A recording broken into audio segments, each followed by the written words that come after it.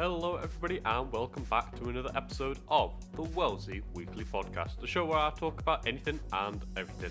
You are listening to episode 35 and I want to start off today by apologising for my voice. I don't know what happened, but I woke up this morning, I've just got a bit of a sore throat. So if I'm a bit quiet or I'm a bit hard to hear, I do apologise for that. But we shall carry on anyway with today's episode. And what I'd like to talk about today is the weather. I know, I'm a British guy talking about the weather. Who would have thought, eh? But no, I'm currently sat inside and I'm looking outside, looking at Storm Dennis just like wreaking havoc across the country. And it got me thinking recently about like the weather, the storms, climate change, that kind of stuff. And I just thought, is it actually something to be worried about? Because the media these days seems to blow everything out of proportion. So I want to do my own research basically and just find out for myself and let you guys know what I found out really. So today we're going to give you a couple of facts about global warming, how it happens, over millions and billions of years, what the current situation is and how we can kind of prevent it essentially.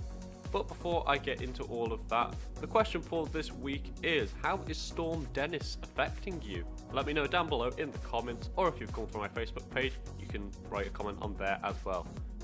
So, let's kick things off with this idea of global warming. Basically, if you haven't guessed from the name, global warming is the fact that the Earth is heating up, and it's heating up a lot faster than scientists have predicted. But this isn't the first time that the Earth is heated up. In fact, the Earth goes through a process of heating up and cooling down over millions and billions of years, and it's done so for millions and billions of years, as long as the Earth's been around. And some of the most extreme cases of this cooling period people will be aware of are known as ice ages. 5 major ice ages have occurred since the existence of Earth. The first one that scientists are aware of was 2.6 billion years ago, and the most recent one was 2.6 million years ago, so still very far away and very far between each other. And this cycle of heating and cooling down just happens over and over again in Earth's history. And some of the biggest factors contributing to this is a lot of sciencey stuff. So stuff like the tilt of the Earth, the radiation levels of the sun, because the sun actually pulsates radiation and they get brighter and dimmer, and all stars do this. And there's also things such as tectonic plates shifting around under the crust of the Earth. And all these factors over the years have helped shape this cycle of heating and cooling for the Earth. But like I said, global warming, or shall I say climate change, it's been happening for millions of years. It's nothing new, nothing that we haven't seen before. But in more recent times, scientists have created like this mass hysteria alongside the media, well I believe anyway, because this heating process is happening a lot faster than predicted. And a study was done showing all the factors that could be relevant to global warming from 1850 and having a look and see how they affect the heating of the Earth. They looked at stuff like volcanic eruptions, which actually have a cooling period after they've erupted, which is interesting to know. I didn't know that, to be honest. Solar radiation has been pretty consistent since 1850-ish, so that can't have affected heating up the planet too much. But the main factor that is seen in this study is the increase of greenhouse gases. And a lot of those greenhouse gases are produced by humans, human factories, human cars, humans themselves, which is why the Earth is heating up a lot faster, because we have a bigger population than ever before, But not all of these greenhouse gases are actually bad. A lot of them are just natural gases anyway, stuff like carbon dioxide, water vapor, methane, and other kinds of natural gases. I believe nitrogen was also on that list. But there's also a number of chemically produced gases that are released into the air are also considered greenhouse gases.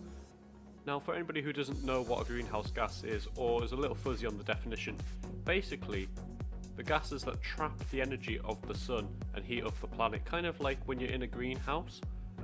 It's really hot in there because all the heat and stuff's been trapped in there essentially.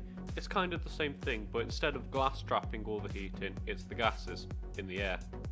Now, I looked up which countries in general were creating the most greenhouse gases and producing most of these emissions and this kind of stuff, and it's no surprise that China is the first one, because they do hold at least a fifth of the world's population, and it's all rather dense, so of course they're going to produce a lot more compared to the rest. The second biggest country to produce these greenhouse gases was the USA, which again is no surprise there because they are a big industrial country and they are the biggest consumers of oil and I believe coal as well, but I haven't done the research on that, so don't quote me for the coal bit. And finally, there was India as well, which has, I think, the second largest population country-wise in the world. So again, it's no surprise that India, China and the USA but all have like the biggest emissions when it comes to greenhouse gases because that's where the majority of people live. So yeah, before I carry on with my conversation of global warming and climate change, I want to remind you that the question of the week is, what is Storm Dennis doing to you? If he is affecting you at all, let me know down below in the comments of this video, or you can go to my Facebook page and you can write a comment on there as well. So just to quickly recap what we've said before, global warming is a thing, it's been happening in recent years, but the world's been heating and cooling down for billions of years. It just happens to be a lot faster recently because of greenhouse gases, and that's due to because of a larger population, a lot more greenhouse gases being produced and emitted by humans. Now, in more recent times, especially over the past few years, there's been an increase in climate change in the news and in strikes and that kind of stuff. And it's become like this massive scare, especially in the media and stuff like that, saying we've only got 10 years to live, if we don't do anything, otherwise we're all going to die. And to be fair, that is true to a point, but us humans, right, we've got a weird thing of focusing on the bad, and we don't tend to focus on the good, especially in the media. How many times have you read the news recently where it's something good or something positive? Yeah, it's not world breaking or groundbreaking, but it's nice to hear these kinds of things. And I think we get bogged down on just all the bad stuff and the negative things that we don't appreciate or know that there's anything good happening. Media, well, they play on this idea of negative thinking rather well. Yes, global warming is a thing and it's happening and it's very important. People should sort it out. But if you're only going to focus on the negative, then people are only going to think negative of it. They tell us a lot of what we can do to help. It rarely shows us what we've actually already done or what we're working towards on helping the environment and the world and cooling it down. For example, there's a massive push in electric cars and stuff like that.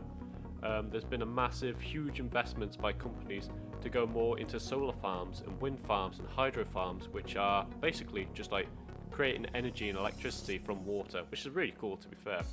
And these things already exist. It's not like they are hidden or they're just a new concept. They already exist. Things are already happening. There's a massive push for electric cars already, and there's a lot of electric cars on the road and people don't know about it. There's loads of solar farms around the country, well, around the globe actually, and people just don't know because the media doesn't focus on that. They focus on the bad stuff, saying we've only got 10 years to live if nobody does anything. And we shouldn't focus on the bad. Yes, make people aware and tell us what we can do to help, but you've got to show us what's happening already and, give us hope, think positive thoughts and all that kind of stuff.